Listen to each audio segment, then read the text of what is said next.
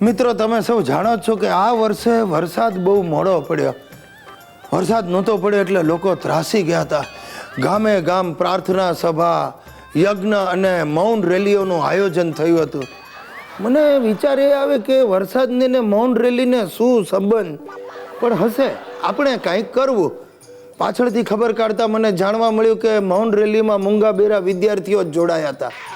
હવે મારા દાદાજી પણ આ વરસાદ લાવો અભિયાનમાં જોડાયા. એમણે મને આવીને કહ્યું, ગિરિયા તું જાણે છે, હું નાનો હતો ને ત્યારે છપ્પનિયો દુકાળ પડ્યો તો છપ્પનિયો વરસાદ પડે નહીં, અમે બધાએ યજ્ઞ કર્યો ત્યારે મેઘરાજા રીઝાયા અને પડ્યા. હવે મારા દાદાજી અમારી સોસાયટીમાં યજ્ઞ કરવાનું નક્કી કર્યું. બધા ડોસા ડગરાઓને નવરાઓને ભેગા કરી અને લાકડા ખરીદી લાવ્યા ફાળો કરીને. હવે લાકડા હતા લીલા. જેવો યજ્ઞ પેટવ્યો અને ધુમાડાના ગોટે ગોટા શરૂ થયા. સાહેબ, જેટલા લોકો બેઠા હતા બધાની આંખમાંથી દડ દડ દડ આંસુ પડવા માંડ્યા, પણ વરસાદનું એક ટીપું ન પડ્યું.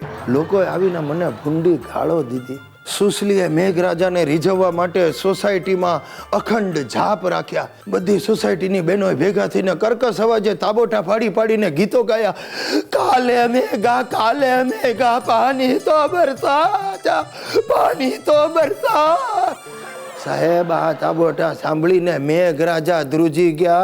ભગવાનોએ ભાગા ભાગ કરી. એ દિવસે નળમાં પાણી પણ ના આવ્યું. પાણીનો કાપ બીજું શું. પણ છેવટે 4 દિવસ પહેલા ગાજવીજ વાવાઝોડા સાથે ધોધમાર વરસાદ પડ્યો.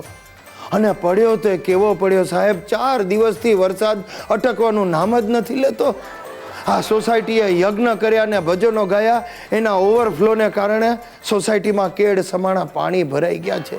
દૂધ બંધ થઈ ગયું છાવવાનું. શાકભાજીવાળા દેખાતા નથી. ઘરમાં 2 દિવસથી ખીચડી બને છે.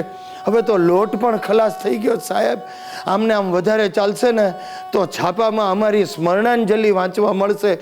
હા, જોકે છાપાએ 4 દિવસથી આવ્યા જ નથી. બોલો શું ભાભી, હવે તો આપણી ઓળખાણ પાકીને? હે, one and only Gujjubhai Girish Kumar. શું છે, હું તમારી સાથે, તમારા ફેમિલી સાથે છે ને મારા જીવનની ખાટી મીઠી વાતો રોજ કરીશ. ખાટી એટલે મેરેજ પછીની ને મીઠી એટલે પરણ્યા પહેલાની.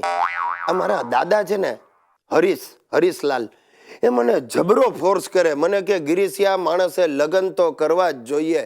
શું છે, સારી બાયડી મળે ને તો સુખી થવાય, ને જો વાંકી મળે તો ફિલોસોફર થવાય. મારી પત્ની સુશીલાએ મને લગભગ ફિલોસોફર બનાવી જ દીધો છે. હા, શું થાય ભાઈ, શું છે, મારા લગ્ન બહુ મોડા થયા, 35મા વર્ષે. એનું કારણ શું કે અમારી ગામમાં નાતમાં ધાક બહુ ભારે, એટલે જે સારી છોકરીઓ હતી ને બધી બીકની મારી ફટાફટ પરણી ગઈ. છેવટે મારા જેવી નોટ વધેલી એ મારા ભાગે આવી સુશીલા.